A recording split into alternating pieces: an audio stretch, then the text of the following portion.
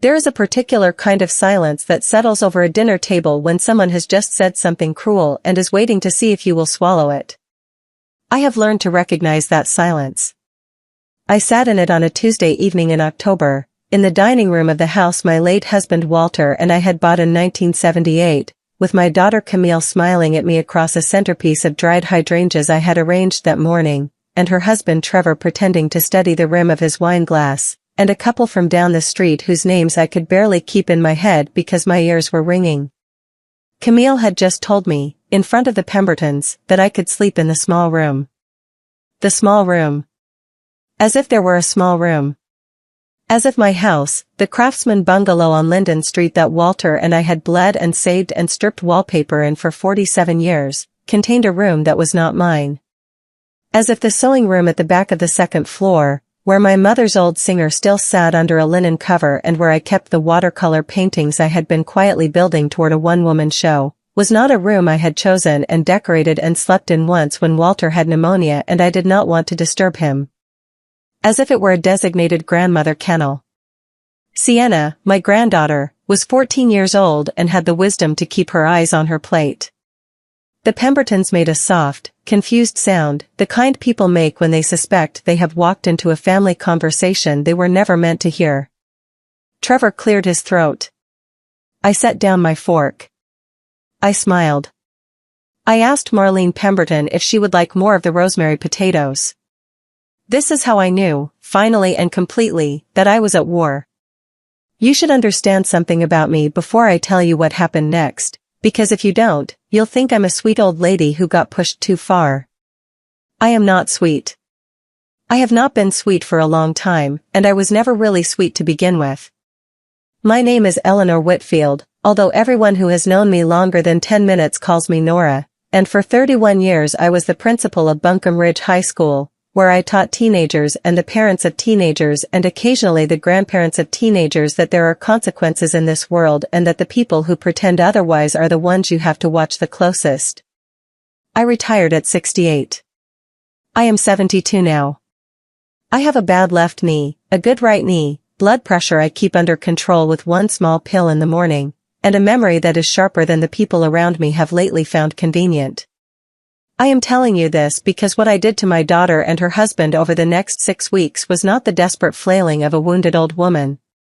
It was deliberate, it was patient, and it was, in the end, the kindest thing I have ever done for my granddaughter. But I am getting ahead of myself. Let me tell you how they ended up in my house in the first place. It was November of the previous year, almost a year before the dinner with the Pembertons. The phone rang at 10:30 at night, which is the time of night when phone calls are never good news, and Camille was crying so hard I could barely understand her. There had been a fire. An electrical fire, she said, in the wall behind the dryer in their rental house in Weaverville. Trevor had gotten her and Sienna out. The fire department had come. No one was hurt. But the house was a wreck, smoke damage everywhere, and the landlord was being difficult, and the insurance was a nightmare, and they had nowhere to go, and could they come stay with me for a little while, just until they got back on their feet? Of course I said yes. I would have said yes if she had asked me at 3 in the morning while I was being prepped for surgery. She is my only child. She was my only child when Walter and I tried for years and finally gave up and made peace with it, and then she was born, our miracle, our late-arriving miracle, when I was 34 and Walter was 38. We raised her in this house. She learned to ride a bike on the sidewalk in front of this house. She had her first kiss on the porch of this house, with a boy named Daniel whose name I still remember because I watched the whole thing through the kitchen curtain and Walter laughed at me for a week. So when she asked, I said yes, and the next afternoon a U-Haul pulled into my driveway, and Trevor unloaded box after box after box, more boxes than I would have expected from a family that had just lost most of its belongings to a fire. I noticed it at the time. I noticed it and I let it go, because Camille was crying again in my kitchen and Sienna was 13 and bewildered and I was a grandmother first and a former principal second, and the principal was off duty. That was my mistake. The boxes filled the basement, then the garage, then the back parlor that Walter had used as his study. Trevor was very apologetic about it. He kept saying it would only be a few weeks, just until the insurance came through, just until they could find a new rental, just until. Camille set up a workstation at the dining room table for what she called her content, which I came to understand meant taking photographs of herself in various outfits and writing captions about gratitude and motherhood for an audience of strangers on the internet. Sienna took the guest bedroom upstairs, which was fine, because Sienna and I had always been close and I liked having her near. The weeks became a month. The month became 2 months. Around the 3rd month I asked Camille, gently, what the timeline looked like, and she got very still and very tearful and said the rental market was impossible right now, and Trevor's commissions had been slow because of the interest rates, and could they please just have a little more time, Mom, please, the stress of looking for a place is making her sick to her stomach. I let it go. Again. I let a lot of things go in those first months. I let go of the fact that Trevor was using Walter's study as his office and had moved Walter's books into a stack on the floor. I let go of the fact that Camille had rearranged the kitchen pantry without asking me, throwing out spice jars that were expired but that I had been using perfectly well, including a tin of saffron that my friend Geraldine had brought me back from Spain in 2019. I let go of the fact that Sienna, who used to come down for breakfast and tell me about her dreams, had become quieter, more watchful, more careful around her parents in a way that a 14-year-old should not have to be careful. I let it go because I loved them. Because I was lonely, if I am being honest. Walter had been gone 5 years and there are mornings when you come down the stairs in a too quiet house and you would trade almost anything for noise. I got noise. I got more noise than I had bargained for. Around the 5th month, in April, I started to notice strange cars in the driveway. Not all the time. Once or twice a week. They would pull in at odd hours, 6 in the evening, 11 in the morning, and the people who got out were strangers carrying overnight bags. Trevor would meet them at the side door and lead them around the back, to the garage apartment Walter had finished out in the 80s when his mother lived with us for 2 years before she passed. The garage apartment had its own entrance, its own kitchenette, its own little bathroom with a shower Walter had tiled himself one summer with blue and white tiles he had let me pick out. The first time I asked about it, Trevor said it was a colleague from out of town who needed a place to crash for a night. The second time he said it was Camille's old college friend. The third time he said it was a contractor doing an estimate, although the contractor stayed 2 nights and left a tip envelope on the kitchenette counter that Camille slipped into her purse before I could see it clearly. I am a former high school principal. I know what it looks like when a student is lying to me, and I know what it looks like when an adult is lying to me, and the difference is mostly that the adult is worse at it and thinks they are better. But I didn't say anything. Not yet. Because what I had begun to suspect was so strange, so insulting, that I wanted to be certain before I opened my mouth. In May, I asked Sienna, very casually, while we were shelling peas on the back porch, whether her mother and father had been having a lot of company lately. Sienna looked at me with those careful, watchful eyes and said, "Grandma, are you asking me, or are you asking me?"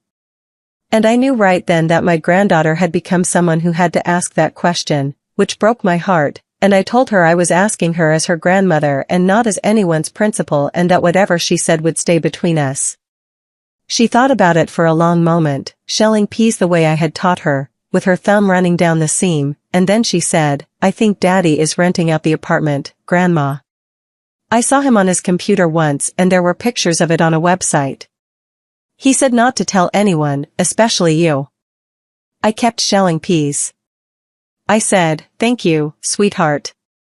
You did the right thing telling me." She said, "Am I in trouble?" I said, "Sienna, you have never been in trouble with me a day in your life, and you are not going to start now." She cried a little. I let her. Then we shelled the rest of the peas and I made her a glass of iced tea with mint from the garden and I went upstairs and sat on the edge of my bed and I did not cry, because I was already past crying. I was into something else.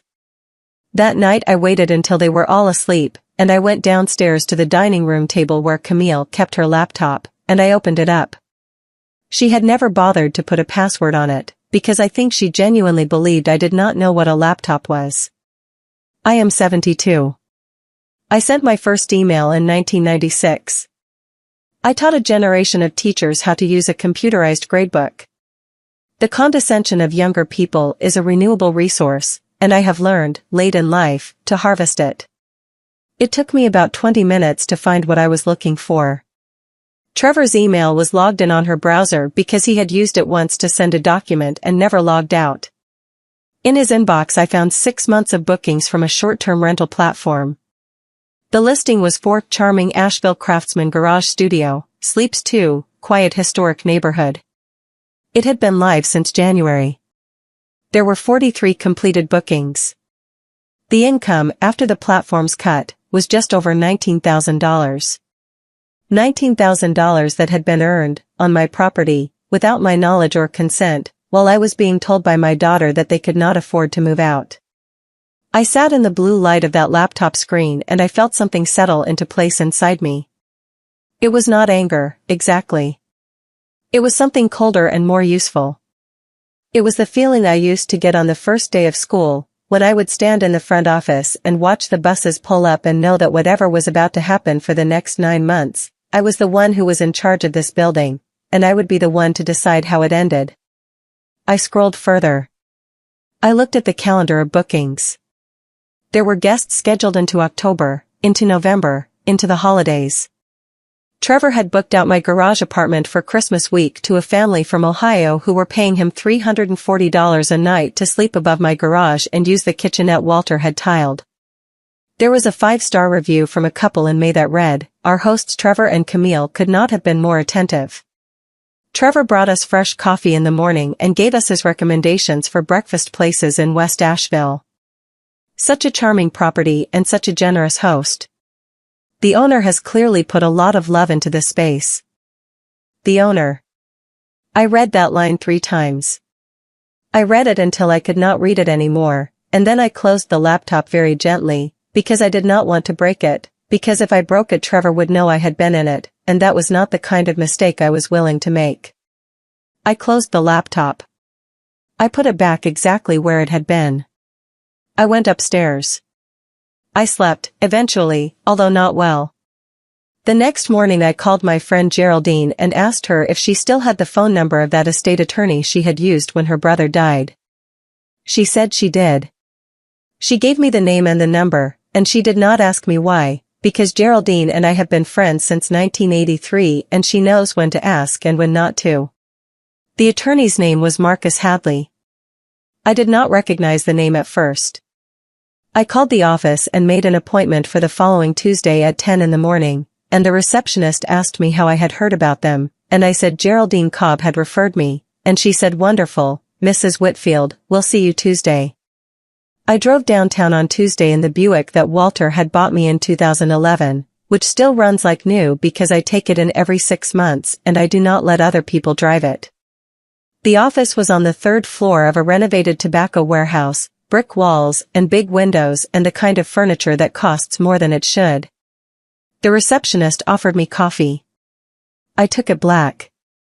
I sat in the lobby and looked at the art on the walls and tried to slow my heart down, because despite everything I had decided in the dark the night before, the truth was that I was about to start a process that I might not be able to stop, and the process was going to end with my daughter being asked to leave my home. The inner door opened and a man came out, and I knew him before he reached me. "Mrs. Whitfield," he said, and his face broke into a grin I had not seen in 25 years.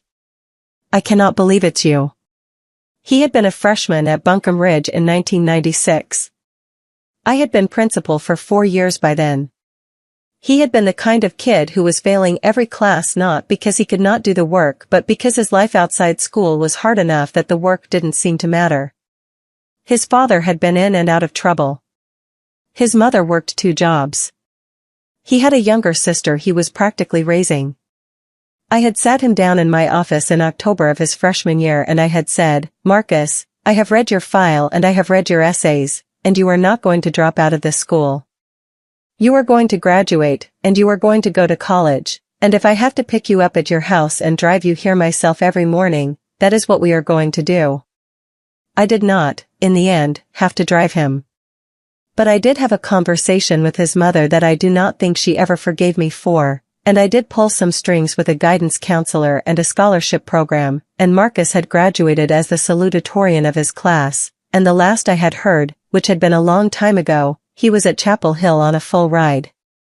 And here he was, in a charcoal suit and a tie that was just slightly too narrow for a man his age, ushering me into a corner office. "Marcus," I said. "I had no idea." "I saw the name on the appointment book this morning," he said. "I almost called you to confirm it was really you." "Sit down, please." "Sit down.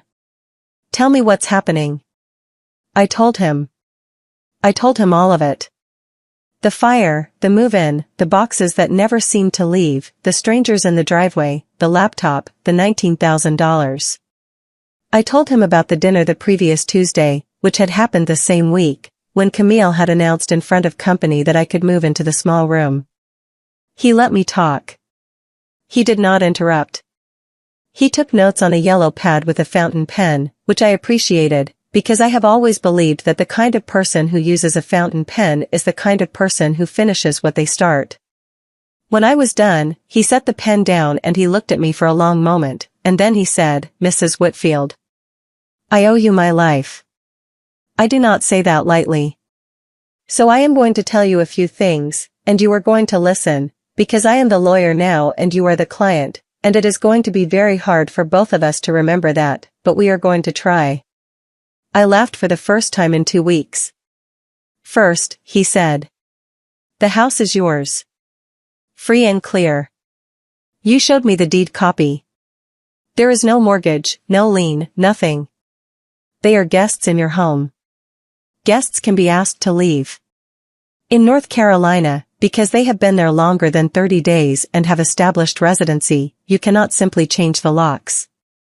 You have to give them formal written notice, and depending on how they respond, you may have to go through what amounts to an eviction process.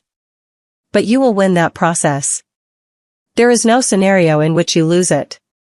"How long does the process take?" "If they leave on their own when you ask them to, immediately. If they fight it, anywhere from 30 to 90 days, depending on the court calendar. They will fight it. Then we plan for 90 days.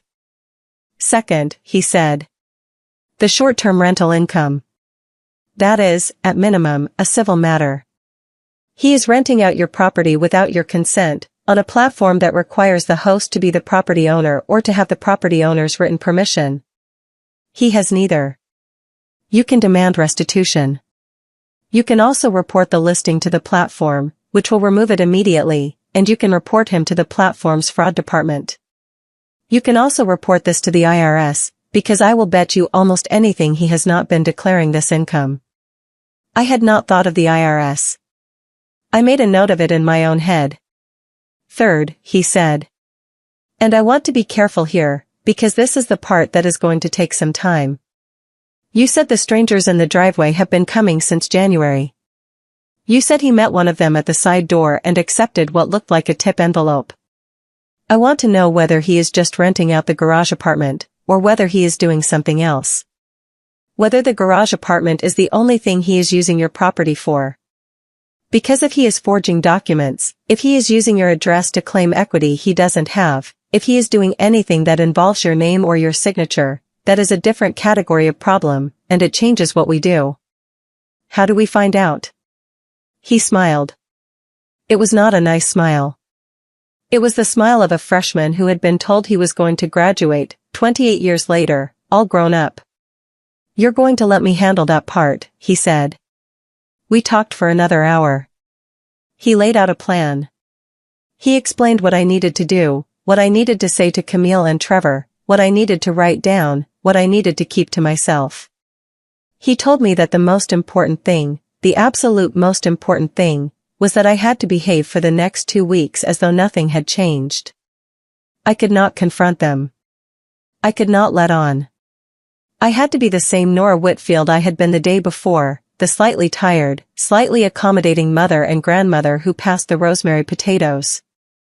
Because the moment they knew I knew, they would start covering their tracks, and we needed those tracks intact. I asked him if he was sure I could do that. He said, "Mrs. Whitfield, I watched you sit across from Donnie Maitland's father in the spring of 1998 and tell him that his son was not coming back to Buncombe Ridge and that if he raised his voice at you one more time you were going to call the sheriff. You can pass the potatoes." I drove home in the Buick. I made myself a cup of tea. I watered the African violets in the kitchen window. I waited for Camille to come home from her yoga class, and when she came in and dropped her bag on the bench by the door and said, "Oh my God, Mom, the traffic on Merrimon was insane," I said, "Was it, honey? Let me make you some tea." That was the first day. For the next 2 weeks I lived a kind of double life. By day I was the grandmother in the kitchen, the mother who listened to Camille complain about her followers and Trevor complain about the housing market, the woman who folded laundry and watered the garden and asked Sienna how school was. By night, after they had all gone to bed, I went through the house. I went through Trevor's office, which had been Walter's study.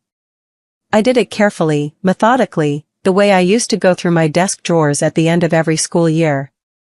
I photographed documents with the cell phone Sienna had set up for me 2 birthdays ago. I did not take anything.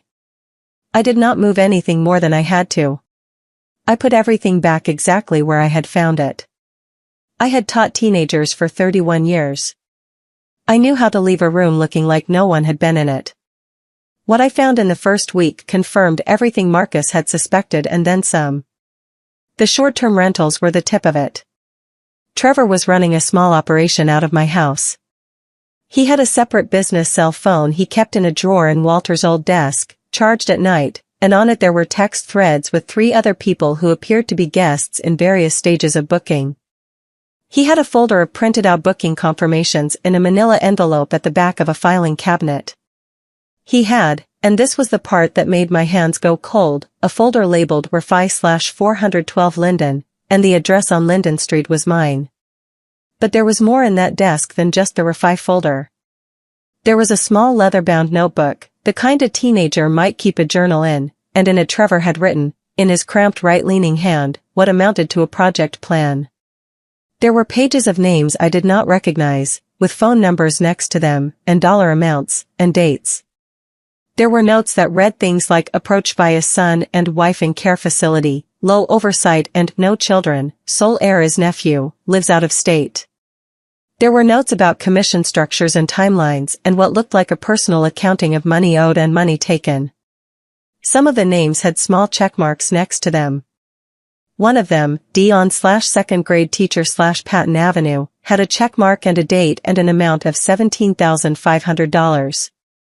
I did not understand all of it that first night. I would not understand all of it for weeks. But I understood enough to know that what was happening to me was not the only thing that was happening, and that the man my daughter had married was not just an opportunist who had taken advantage of a family situation. He had a system. He had been running it for a while. And he had brought it into my house and set it up in my husband's study and used my address and my name as part of his cover. I photographed every page of that notebook.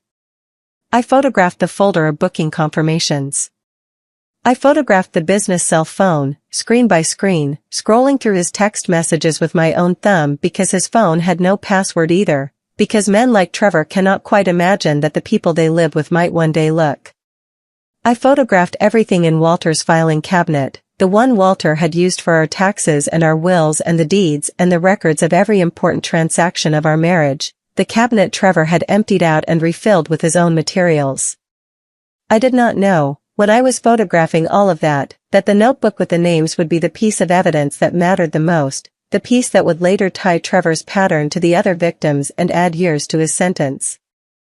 I was just being thorough. I was being the principal. I photographed every page in that folder.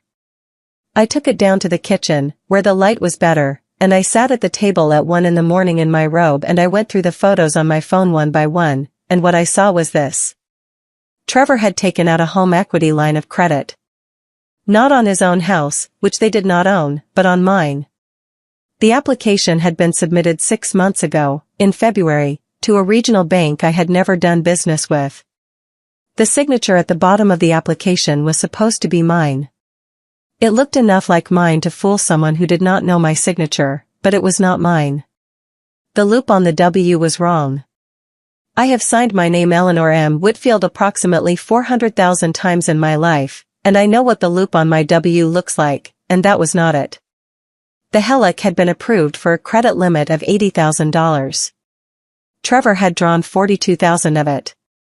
The deposits, when I traced them back, had gone to an account I did not recognize, in a name I did not recognize, although the address on the account matched my address. He had not just been pocketing rent. He had been borrowing against my home, using a forged signature, into an account he controlled. I sat at that kitchen table for a long time. I made another cup of tea. I let it get cold. I thought about Walter, who had paid the mortgage on this house every month for 23 years, who had refinanced it once in 1991 to put in a new roof and the proper insulation and the central air, who had made the final payment in November of 2001 and brought home a bottle of champagne and we had drunk it on the back porch and he had said, "Nora, this house belongs to us now and nobody can ever take it away." And here, 23 years later, was the husband of our only daughter, taking it away in pieces. I went upstairs. I lay down next to the empty side of my bed where Walter used to be. I said out loud, "I am going to fix this, because I have always talked to him at night," and I closed my eyes. The next morning I called Marcus. I met him at his office that afternoon. I showed him the photos. He spread them out on his conference table and he looked through them slowly, and when he had gone through every one of them, he sat back in his chair and he said, "Mrs. Whitfield, this is a felony. This is several felonies. This is identity theft, mortgage fraud, and forgery, and if I am reading the deposit routing correctly, it may be wire fraud as well, depending on which state that account is registered in." I said, "What do we do?" He said, "We do this properly. We do this in a way that ends with him in handcuffs and you in your house and your daughter facing the choice she should have been facing from the beginning." What choice is that? Whether she is married to him, or whether she is your daughter.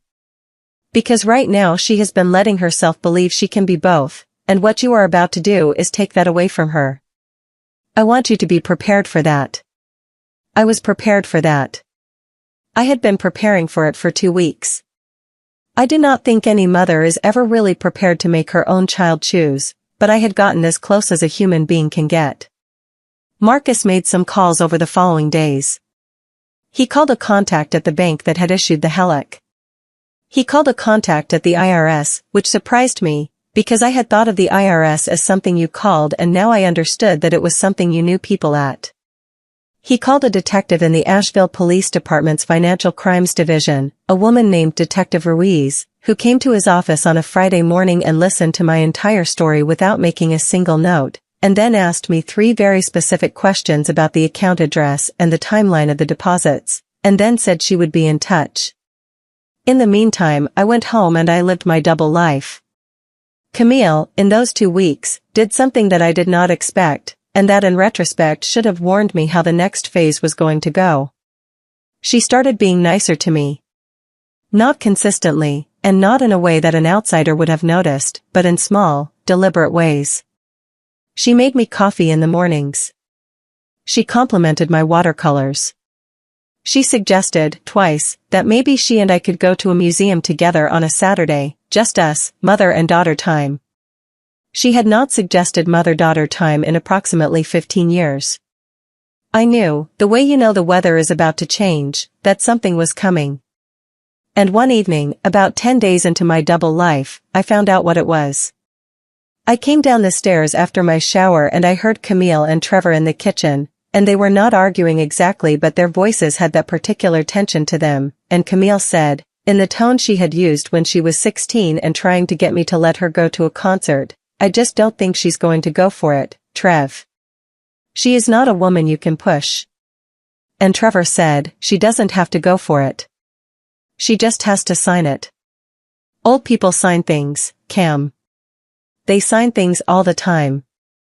I stood at the top of the stairs in my robe with my wet hair and I listened, and Camille said, "She is not old, she is 72, and she was the principal of a high school, Trevor. She is not going to just sign something because you put it in front of her."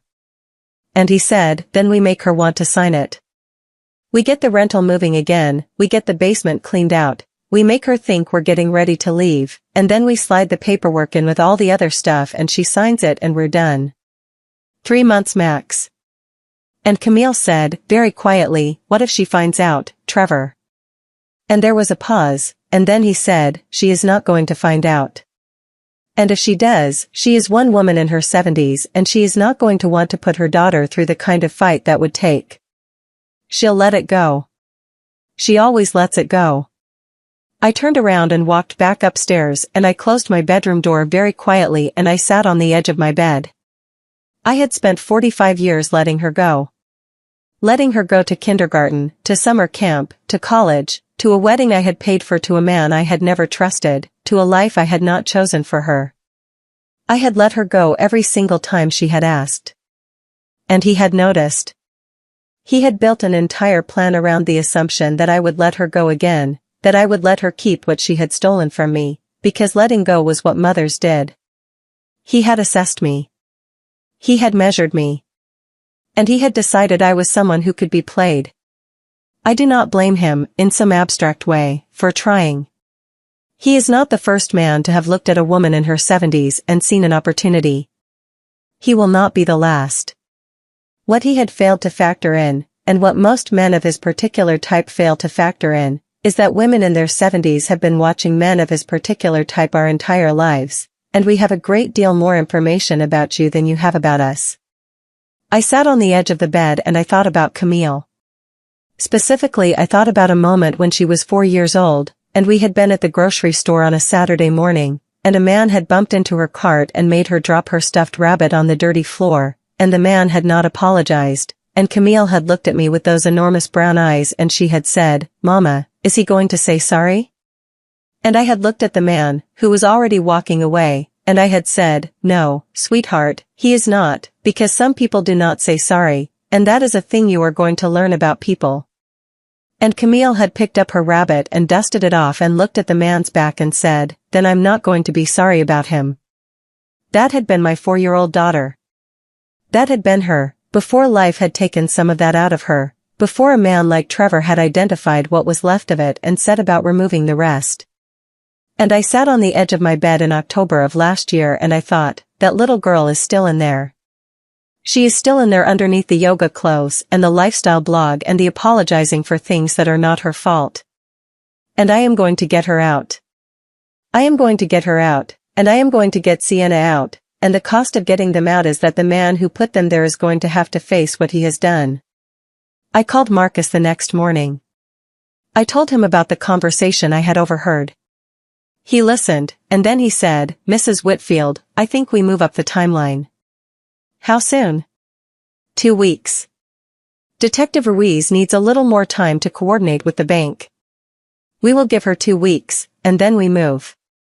What do I do in those 2 weeks? You let your daughter take you to a museum. I laughed.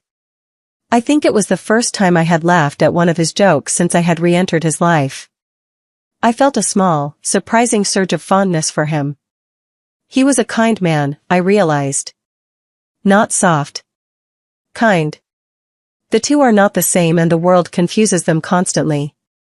I went to a museum with my daughter that Saturday. We went to the North Carolina Arboretum, which is not exactly a museum but is what she had in mind, and we walked through the bonsai exhibit and the gardens, and she took photographs of herself in front of a Japanese maple, and she asked me, with what I will give her credit was an attempt at genuine curiosity, whether I had been happy lately. Whether retirement was treating me well. Whether I missed Walter. I told her I missed Walter every single day. She started to cry. Real tears. I do not think she had planned to cry, and I do not think the tears were a tactic. I think for one small honest moment, my daughter Camille, who had been the most beautiful and the most difficult child I had ever raised, missed her father, and missed the version of our family we had had before everything had gotten complicated. I almost stopped right there. I almost took her hand and said, "Camille, I know what is happening, and I want to fix it before it gets worse, and we can fix it together, and Trevor does not have to be in this picture if you do not want him to be." I almost did it. I did not do it because I knew, In the cold part of myself that had spent 31 years running a high school, that she would tell him. Not out of malice. Out of habit. He was her husband and she was tied to him in the thousand small ways that women get tied to the men they have been married to for 16 years, and she would tell him, and he would react, and the case would fall apart, and Sienna would lose her grandmother and her grandmother's house in the same week, because Trevor was not the kind of man who would lose gracefully. So I held her hand. I let her cry. I told her I was glad we had come to the gardens. And I made a promise to myself, in front of a bonsai pine that was older than I was, that whatever happened in the next 2 weeks, I would protect Sienna. Whatever else broke, I would not let Sienna break. We drove home. I made dinner. Trevor was in unusually good spirits that evening, which I now understood meant the new phase of his plan was about to begin. It began on Monday. He came home from showing a property and he was carrying a thick manila folder, and he set it on the dining room table with a kind of casual flourish, and he said, "Hey, Nora, when you get a chance, I have some paperwork I need you to look at. Nothing urgent. Just some refinancing stuff, you remember, we talked about it last spring." We had not talked about it last spring. We had not talked about it ever. He was establishing a fictional history of conversations between us, in front of Camille, who looked up from her laptop with a flicker of something I could not quite read, and Sienna, who was doing her homework at the other end of the table and went very still. I said, "Of course, Trevor. Just leave it there and I'll look at it after dinner." He left it there. I cooked dinner. We ate. Sienna kept looking at me. I gave her a small smile and a small nod and she relaxed, fractionally, although she also did not eat much, which I noticed. After dinner I took the folder up to my bedroom. I opened it on the bed. Inside was a quitclaim deed. It was made out from Eleanor M. Whitfield to Trevor J. and Camille L. Marston, transferring full ownership of 412 Linden Street to them, for the consideration of $1 and other valuable consideration not specified. There was a signature line at the bottom for me. There was a notary block. There was also a post-it note on the front in Trevor's handwriting, which said, "Nora, this is just the refinancing protection paperwork we talked about, so the bank knows the house is family property. Sign and date and I'll bring it to the notary tomorrow." Thanks. I sat on the edge of the bed and I read it twice. Then I went downstairs and I said, in the lightest, most distracted voice I could manage, "Trevor, I'm going to take this in to my own attorney to look over before I sign anything. You know I always run things by Geraldine's lawyer before I sign. Walter taught me that." He froze for 1/2 second. It was the kind of freeze that nobody who was not looking for it would have seen. Then he smiled and said, "Oh, sure, Nora, that makes total sense. No rush. Just whenever." Camille did not look up from her laptop. Sienna did.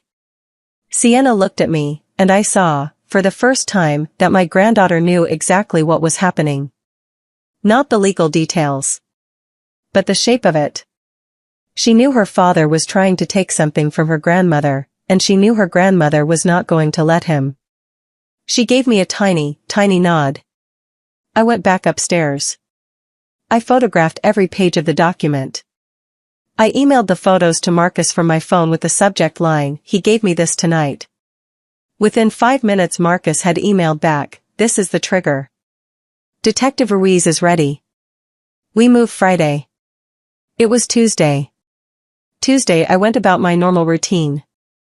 I had coffee with Geraldine in the morning.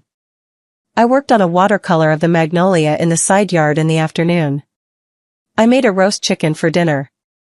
I asked Trevor how the paperwork was looking and he said his contact at the title company had asked him a few clarifying questions and he was sorting them out and there was no rush. I said wonderful. Wednesday I drove to Marcus's office and we walked through the plan for Friday step by step. Detective Ruiz had a warrant for Trevor's arrest based on the forged HELIC application, the deposits, and the unauthorized rental income. Marcus had drafted a formal notice to vacate, which I would deliver to Camille on Friday morning, with 30 days' notice, which was more than the law required but which would, Marcus said, make it harder for her to claim later that I had been cruel. The notice gave them until the end of November to be out of my house.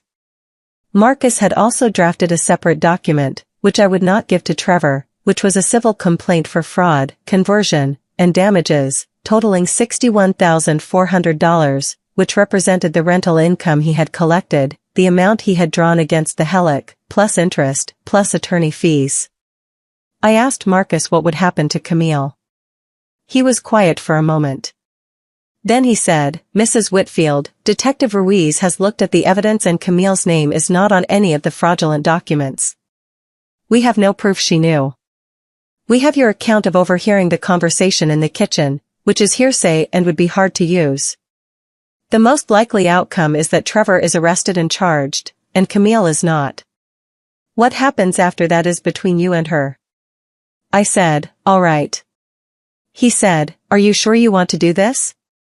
I said, "Marcus, I have been sure for 3 weeks. The only thing I am not sure about is whether my granddaughter is going to forgive me." He said, "Mrs. Whitfield, in my experience, the children who get hurt the most in these situations are the ones whose grandmothers don't do anything. Your granddaughter knows what is happening in that house. Doing nothing would be the betrayal." I thought about that for the rest of the day. I think it is true. I have come to believe it is true. Thursday night I could not sleep. I went down to the kitchen at 2 in the morning and I made myself a cup of warm milk with honey, the way my mother used to make it for me when I was a child, and I sat at the kitchen table in the dark and I waited for the sun to come up. Around 5 in the morning, Sienna came downstairs. She was in her pajamas with her hair in a messy bun and she looked smaller than 14, and she looked like Camille at the same age, and she sat down at the table across from me and she said, "Grandma, something's going to happen tomorrow, isn't it?" I said, "Yes, sweetheart, it is." "Is it bad?" "It is bad for some people. I think, in the long run, it is good for you." She thought about that. She said, "Is Daddy going to be in trouble?" I said, "Yes." She said, "Is Mommy going to be in trouble?" I said, "I do not know. I do not think so." She said, "Are we going to have to move out?" I said, "Sienna. Listen to me. Look at me. Your mother is going to have to make a choice. I do not know what choice she is going to make. But whatever she decides, you are welcome in this house. You are always welcome in this house. You will always have a room here. Not the small room. Your room, the one upstairs, the one with the window that looks at the magnolia. That is your room for as long as you want it. Do you understand me?" She nodded. She was crying a little. I was crying a little. We did not make a big production of it. We sat at the kitchen table in the dark and we drank warm milk together, and after a while she went back upstairs, and I sat there alone until the sun came up. Friday morning I dressed carefully. I wore the navy blue dress I had worn to Walter's funeral, not because of any morbid symbolism but because it was the dress I owned that made me look most like a person who would not be argued with. I put on the pearl earrings Walter had given me for our 30th anniversary. I made breakfast. I made coffee. I served them both as if it were any other Friday. At 8:45, the front doorbell rang. I had told Marcus to come at 9. Detective Ruiz and 2 uniformed officers had agreed to wait until 9:15, to give me time to deliver the notice to Camille privately. The doorbell at 8:45 was not part of the plan, and for 1 second I felt a flicker of panic, because plans that come apart at the start tend to come apart all the way. It was Geraldine. She was holding a Tupperware container. "I brought you blueberry muffins," she said. "And I am going to sit in your living room and drink coffee and read the newspaper, and if anybody asks me why I am here I am going to say that we had plans, which we did, because I just made the plan, and I am not going anywhere until everything is over." Geraldine had heard everything that needed to be heard at the coffee meeting on Tuesday. She had not asked questions and I had not given details, but Geraldine has the same gift I have, which is the ability to look at a friend's face and know what time it is, and she had known that this Friday was the day, and she had decided to be present for it without being asked. I let her in. I almost cried. I did not, because I had crying to do later, and you have to budget these things. She sat up in the living room with the newspaper and a cup of coffee. Camille came down at 9:05 in her workout clothes and stopped when she saw Geraldine and said, "Oh, hi, Mrs. Cobb, I didn't know you were coming over." Geraldine said, "Your mother and I have an arrangement, dear." Camille looked at me. I smiled at her the way I had smiled at her every morning of her life. I said, "Camille, when you have a minute, could you come into the kitchen? I need to talk to you about something." She came into the kitchen. Trevor was upstairs, in the shower. I could hear the water. Sienna had already left for school. Her bus came at 7:50 and I had stood at the window and watched her get on it, and she had turned and looked back at the house once, the way she had when she was 5. I sat Camille down at the kitchen table. I gave her a glass of orange juice. I sat across from her with the manila envelope Marcus had given me. I said, "Camille, I love you. I have loved you every day of your life and I will love you every day for the rest of mine, and nothing that happens this morning is going to change that. I need you to listen to me without interrupting and without arguing for the next 5 minutes. Can you do that?" She went pale. I think she had known, on some level, that something was wrong. She had known it since the dinner with the Pembertons. She had known it since the gardens. She had known it from the way I had looked at her on Tuesday night when Trevor put the folder on the table. She had been hoping she was wrong. She said, "Mom, what is going on?" I opened the envelope. I laid the documents out on the table. The printouts of the short-term rental bookings. The photographs of the HELIC application with the forged signature. The deposit records into the unfamiliar account. The quitclaim deed. The notice to vacate, with 30 days written in Marcus's careful hand. I said, "Trevor has been renting out the garage apartment on a vacation rental site without my knowledge since January. He has earned $19,000 doing it. None of which I have seen. None of which I have known about.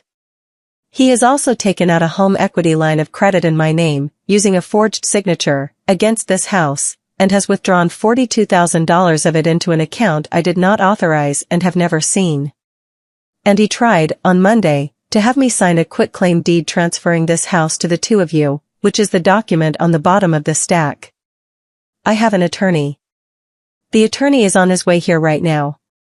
There is a detective from the Asheville Police Department who is also on her way here right now, with a warrant for Trevor's arrest. I am giving you 30 days to leave this house. I am not asking you to leave today. I am giving you a month to make arrangements. Sienna is welcome to stay here for as long as she would like. That is for her and you to decide. I am sorry. I had practiced that speech in the bathroom mirror at 5 in the morning. It came out the way I had practiced it. I did not cry. Camille made a sound I had never heard her make before. It was not a sob and it was not a scream. It was something in between, something that I think had been building in her chest for longer than just this morning, maybe for years, and it came out of her at my kitchen table and she put her hands over her face.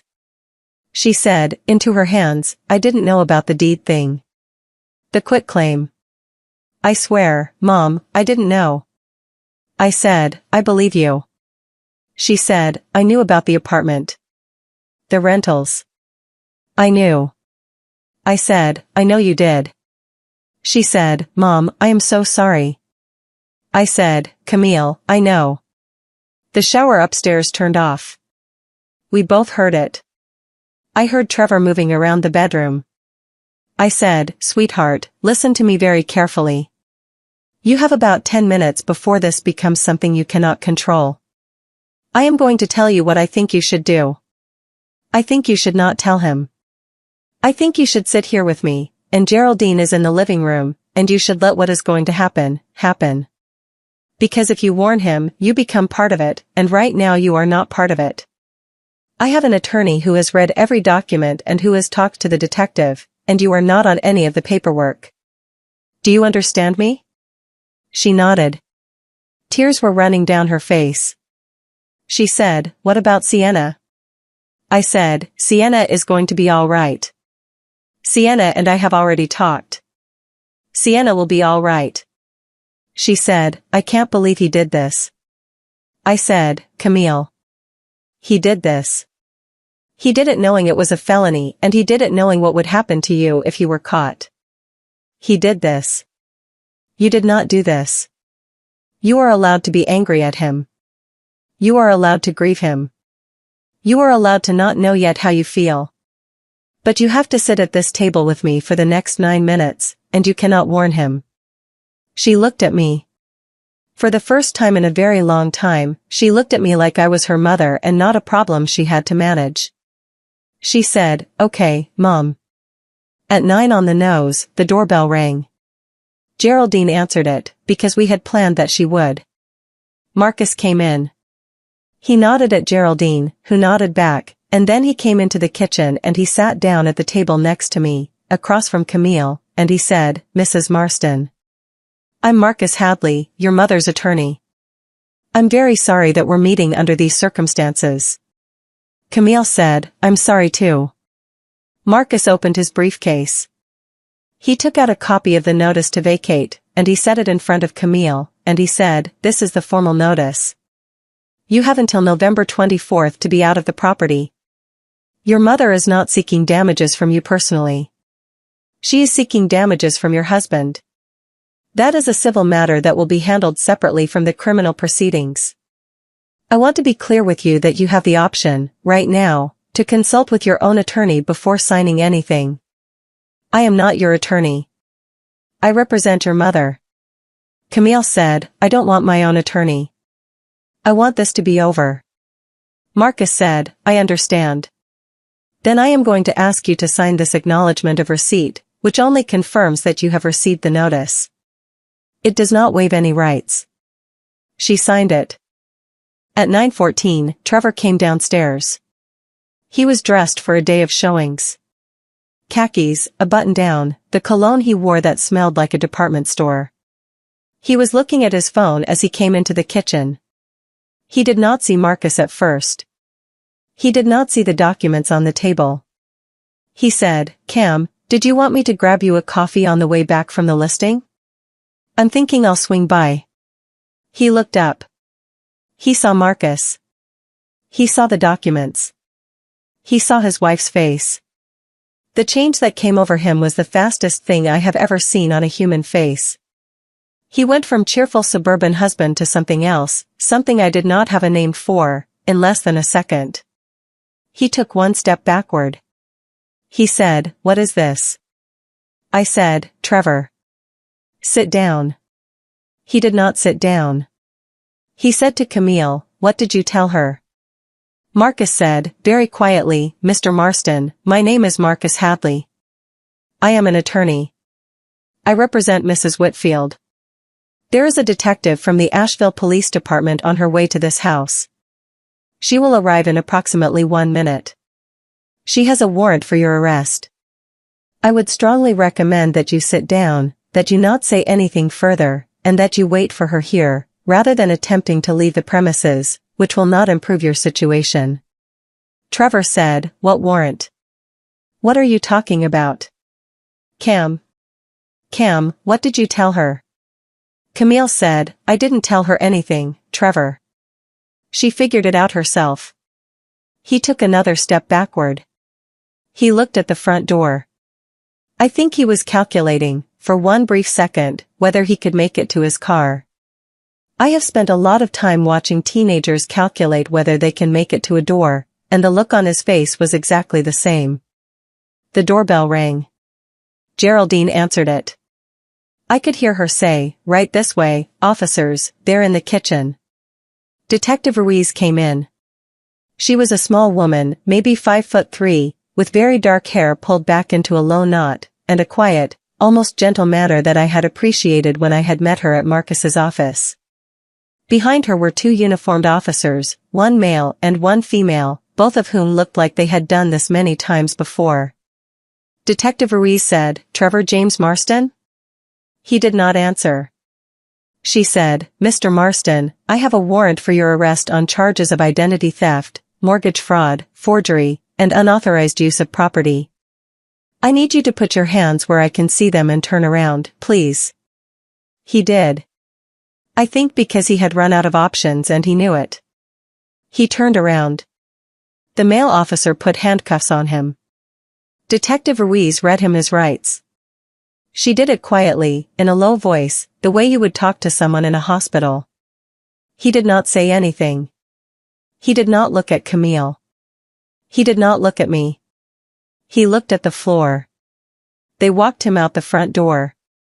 Through the window, I could see the patrol car at the curb, and a few of the neighbors had come out onto their porches, which was the part of all of this I had been dreading the most, because Linden Street is a neighborhood where people pay attention. Marlene Pemberton was on her front walk with her hand over her mouth. It does not matter, I told myself.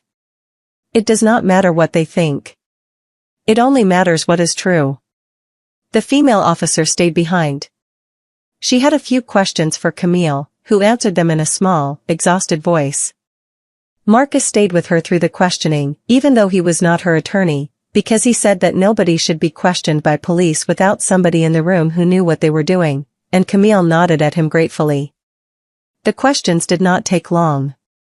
Detective Ruiz, before she left, came over to me and shook my hand.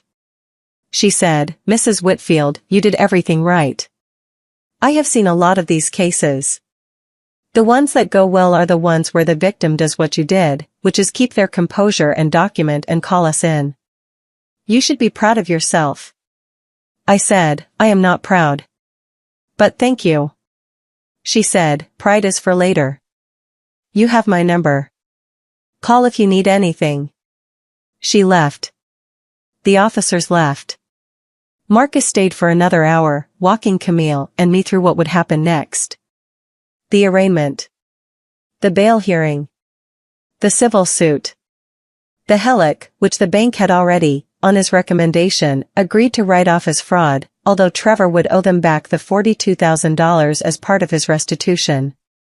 The garage apartment, which had already been taken down from the rental platform. The 43 guests, most of whom would never know they had been part of any of this. Around 11, Marcus left. Geraldine made tea. The three of us sat in the living room, and after a while Geraldine quietly let herself out the back door, and Camille and I sat alone for the first time and I did not know how long. She said, "Mom." I said, "I'm here." She said, "I knew about the rentals. I want to tell you the truth about that. I knew about them from the beginning. He told me in December that he was going to do it, and I told him not to, and he said he was going to anyway, and after that I just let him. I didn't ask. I didn't want to know.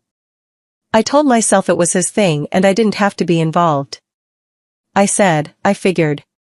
She said, "I am so ashamed." I said, "Camille. You are 45 years old. You are going to figure out how to live with what you did and what you did not do. You are going to be all right. You are not going to be all right today, or tomorrow, or in November when you have to move out.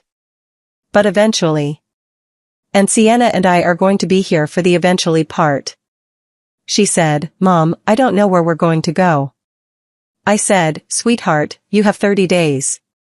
You are a 45-year-old woman with a college degree and a husband who is no longer in the picture for the foreseeable future. You will figure it out. You will have to figure it out. I am not going to figure it out for you, because I have done that for you for 45 years, and if I keep doing it, you are going to keep being a person who needs me to figure things out, and you have already shown me what happens when you build a life around people figuring things out for you. So you will find an apartment. You will get a job. You will figure out what to do with the boxes in my basement. And Sienna and I are going to have dinner together every Sunday from now until you get back on your feet, and possibly forever, because frankly I have missed having dinner with my granddaughter." She started crying again. Then she laughed a little, because the way I had said it had been a little funny. She said, "Mom. Can I hug you?" I said, "Camille, you have been able to hug me your entire life. You never have to ask." She came around the coffee table and she hugged me. She was much taller than me and she had to bend down, and her shoulders were shaking, and I held her the way I had held her when she had broken her arm at 9 years old, and I felt her shake against me, and I thought, I am not done with you yet. I am not done being your mother yet. You and I have a long way to go from here. Sienna came home from school at 3:15. She walked up the front walk slowly, the way you would walk up to a house when you were not sure what was inside it, and I went out to meet her on the porch. Camille was inside, in the kitchen, washing her face. I said, "Sweetheart." Sienna said, "Did it happen?" I said, "It happened." She said, "Where is Daddy?" I said, "Daddy was arrested this morning. He is at the police station. He is going to be there for a little while and then he is going to have a hearing and then we will see what happens next." She nodded. She said, "Is Mommy okay?" I said, "Mommy is sad. She is in the kitchen. I think she would like to see you." She said, "Are you okay, Grandma?" I said, "I am okay, sweetheart. I am tired. But I am okay." She came up the steps and she hugged me on the porch. She is taller than I am too, now. She has been taller than I am since she was 12. She hugged me hard. She said, into my shoulder, "I'm glad you didn't move into the small room, Grandma." I laughed. It was the first real laugh I had had all day. I said, "Sienna Marie, I was never going to move into the small room." She said, "I know. I told them at school.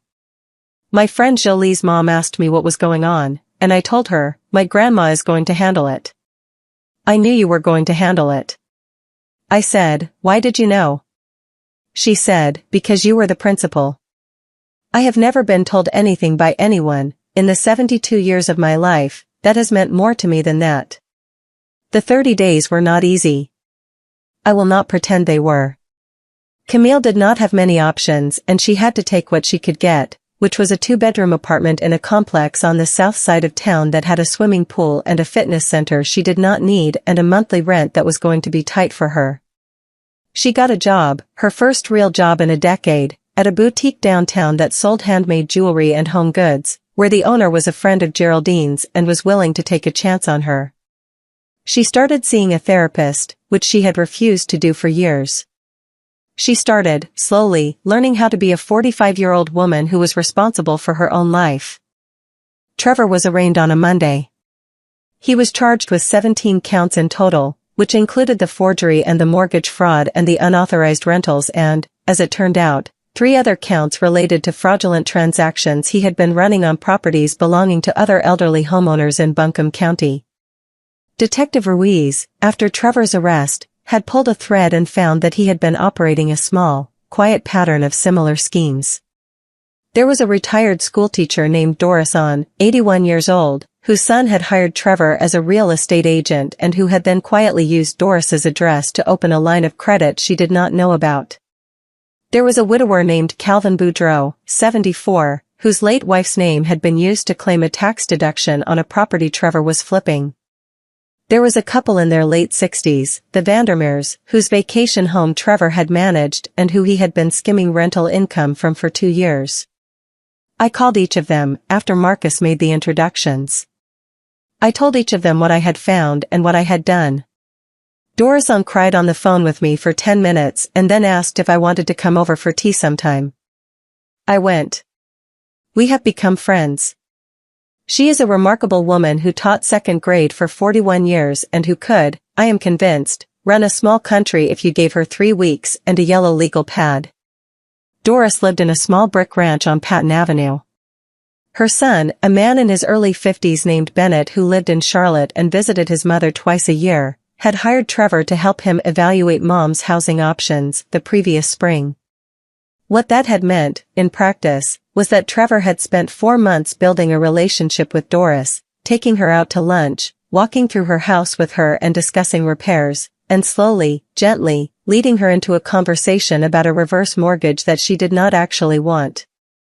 Doris had not understood, she told me, exactly what the paperwork was that Trevor had asked her to sign in late August. She had thought it was a letter of intent.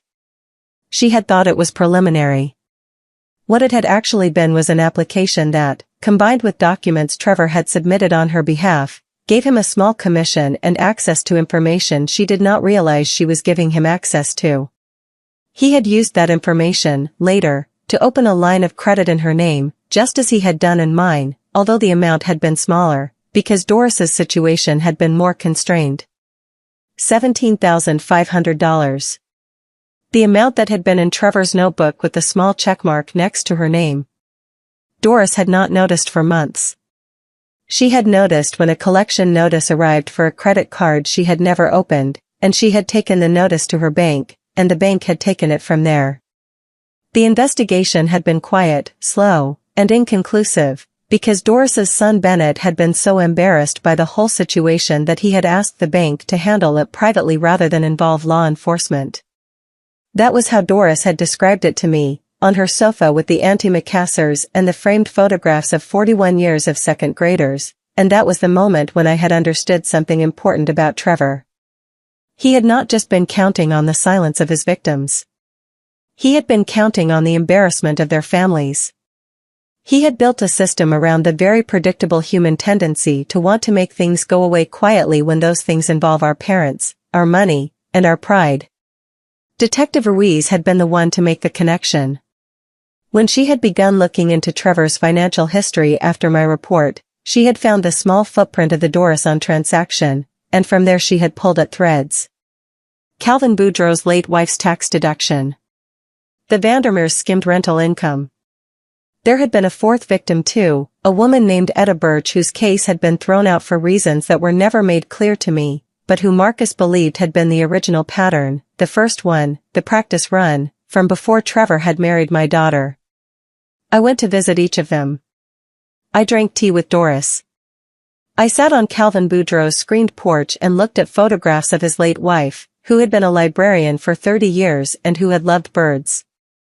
I drove out to the Vandermeers' house in Black Mountain and ate cobbler with them on a Sunday afternoon. I did not, in any of these visits, talk about myself very much, because I did not feel like there was much for me to say. I had been the lucky one. I had caught it. I had been a former principal with a good memory and a stubborn streak and an attorney who happened to be a former student. The Vandermeers had been retired engineers who had built their vacation house with their own hands and who had trusted Trevor for 2 years before the math had stopped making sense to them. They had been smarter than me about most things in their lives and they had been taken anyway, because being taken is not about being smart, it is about being available, and they had been available the same way I had been available, the same way Doris had been available, the same way Calvin had been available. We were all of us simply people who had loved someone, and who had let someone in, and who had not known until it was too late that the someone we had let in was not really there to be with us. I will tell you what the 4 of us, plus Etta Birch, ended up doing. We started a small support group. We met on Thursday afternoons at the public library on Haywood Street, in one of the rooms you can reserve for free. We did not have a name for the group. We did not advertise. We were just 5 people in our 70s and 80s who had been swindled by the same man, and who needed to sit in a room together once a week and talk about it. Sometimes Geraldine came, even though she had not been a victim, because she was my best friend and because Doris had become her friend too. Sometimes Marcus came on his lunch hour, with sandwiches from the deli on Patton, and answered legal questions for whichever of us had won that week. We have been meeting for nearly a year now. Etta died in March, peacefully, of a heart attack in her sleep, before the trial. We had her memorial at the library, in the same room where we met. Doris has slowed down a little, she is 82 now and she is not as steady as she was. Calvin has gotten a dog, a small terrier mix named Linus who comes to the meetings and sleeps under the table. The Vandermeers have stopped coming as often because they are traveling, finally, the way they had always meant to travel before all of this happened. I told them, at one of our meetings in the spring, that I had been thinking about writing some of this down. Calvin had said, "Nora, you should. You should write the whole thing down. People need to know." Doris had said, "Make sure you tell them about the small room." I had laughed, because I had not realized she remembered that part. She had said, "Nora, I remember every word you have ever told me. I was a second-grade teacher. We have unbelievable memories. So I am writing it down. I am writing it down for them, and for Sienna, and for Walter, who is not here to read it but who would have wanted me to write it. And I am writing it down for whoever else might need to read it, whoever else might be sitting in a house that used to be theirs and feeling that something is wrong but not being able to name it yet. Trevor took a plea deal in February. He was sentenced to 4 years in state prison, with the possibility of parole after 2, plus restitution to all 4 of his victims, which I do not believe he will ever fully pay, but which the court has ordered him to attempt. He sent me a letter from prison in March, which I did not open.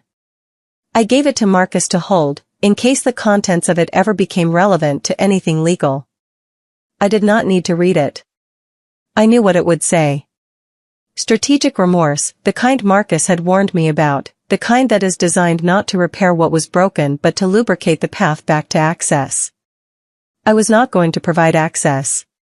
He had used his last drop of access. Camille filed for divorce in January. The proceedings were straightforward, because Trevor was in prison and had very few assets and very little appetite for fighting, and the divorce was final in May. Sienna stayed with me. That was the arrangement we landed on, with Camille's full agreement, although the agreement had taken some doing. Camille had wanted, at first, for Sienna to come with her to the new apartment. She had felt that a daughter belonged with her mother. I had not argued with her. I had let her sit with the question.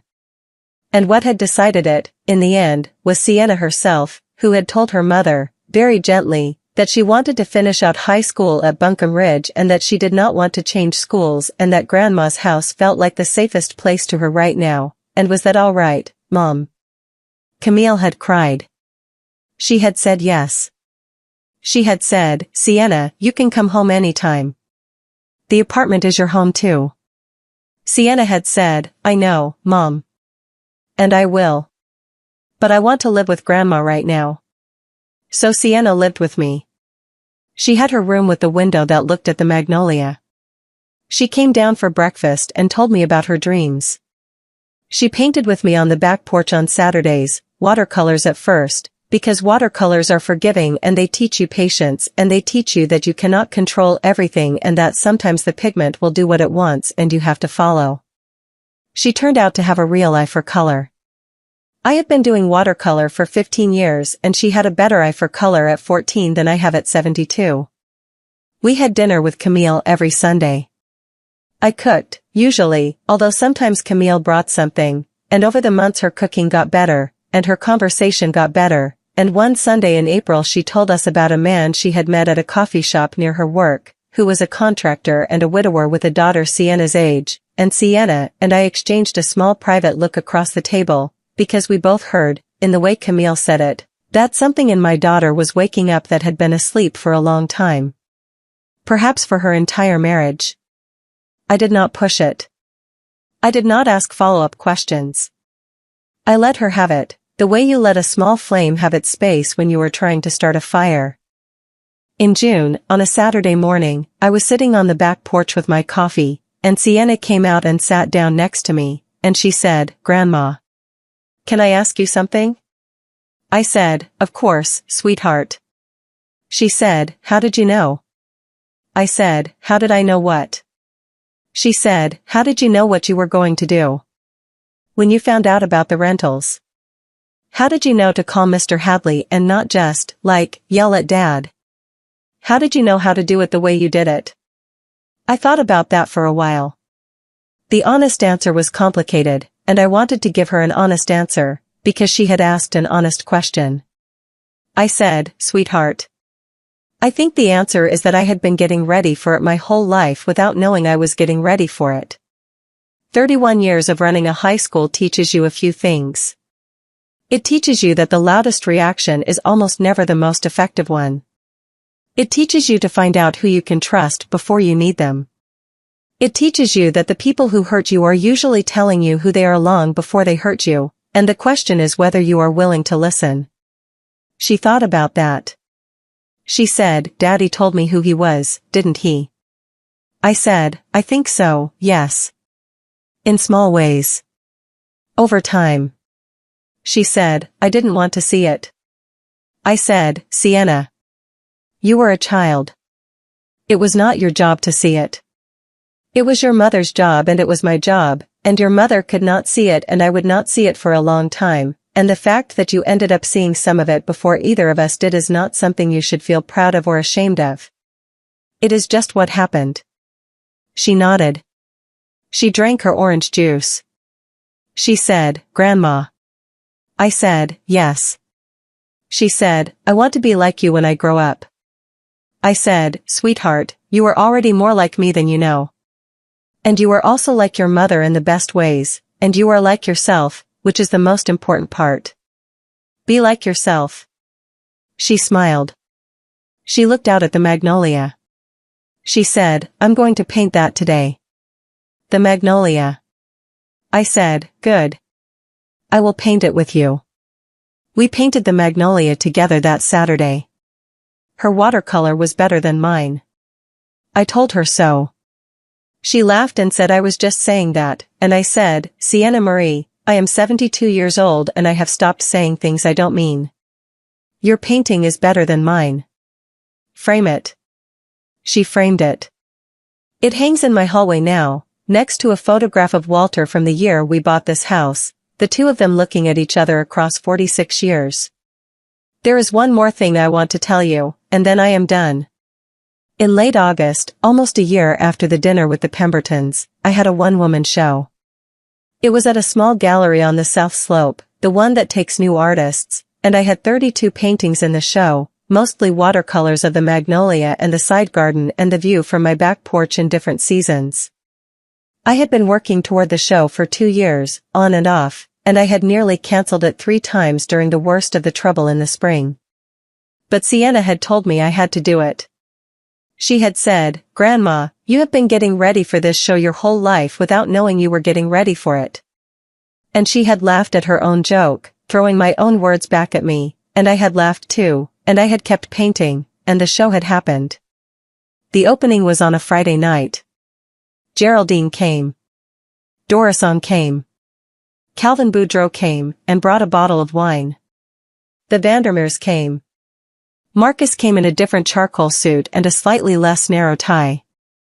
Detective Ruiz, who I had become friendly with over the months of the case, came with her wife.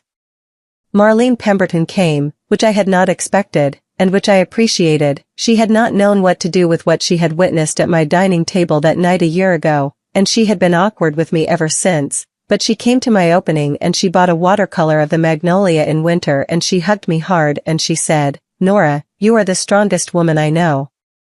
Camille came. She came with the contractor, whose name was Daniel, which was the same name as her first kiss, although I did not point that out. Daniel was a kind, quiet man in his late 40s with steady eyes, and he shook my hand firmly, and I liked him immediately, which I had decided in advance I would not do, because I have learned to be cautious with the men my daughter brings into her life. But I liked him anyway. He had brought his daughter, Ava, who was the same age as Sienna and who was Sienna's friend from school, although neither of them had told us this, and the two of them disappeared together into the wine bar next door for the entire opening and I did not see Sienna again until it was time to go home. And Sienna came. Of course Sienna came. She wore a dress she had bought with her own babysitting money and she stood next to me for the entire opening, introducing me to people as my grandmother, the artist, in a voice so proud it made me want to cry. I sold 17 of the 32 paintings that night. The gallery owner, a young woman named Penelope, told me she had never had an opening night like it for a first-time artist. After it was over, after everyone had gone home, after Camille had hugged me and gone off into the night with Daniel, after Sienna had hugged me and gone home with Ava for a sleepover, after Geraldine had driven me back to Linden Street and made sure I got into the house safely and then gone home herself, I sat on the back porch in the dark with a small glass of the wine Calvin had brought, and I talked to Walter. I said, Walter. I sold 17 paintings tonight. I said, Walter. Camille is going to be all right. I think she really is. She has a long way to go but I think she is going to get there. I said, Walter.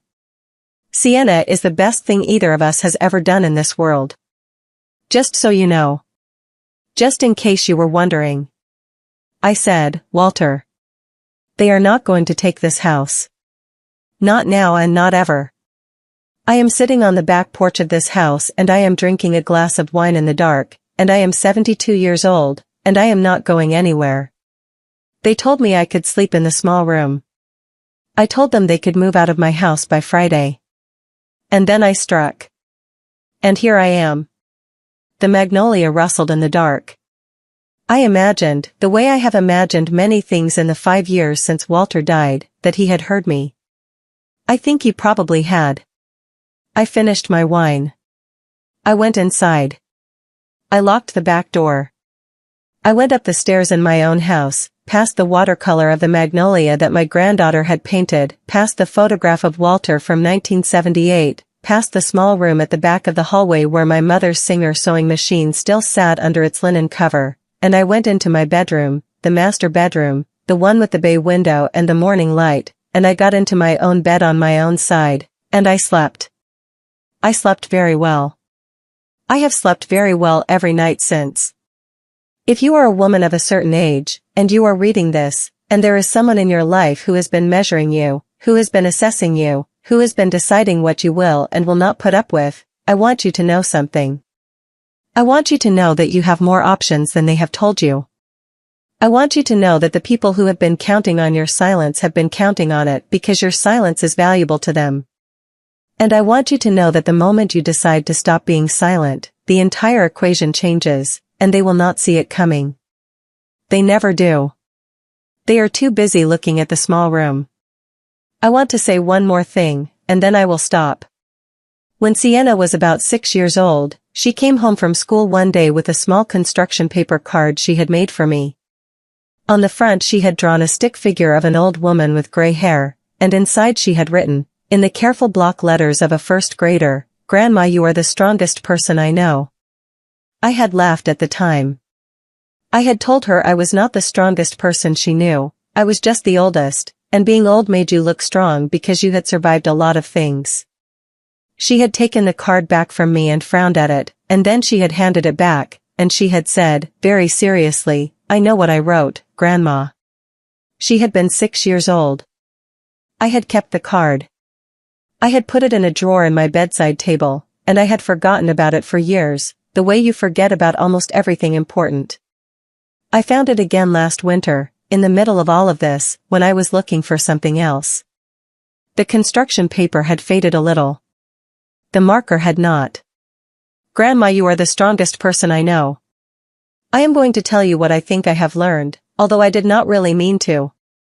I think we spend a great deal of our lives waiting to be the person someone else has already decided we are. We wait for the permission, or the crisis, or the right moment. And the truth is that the permission is already given. It was given by a 6-year-old in block letters.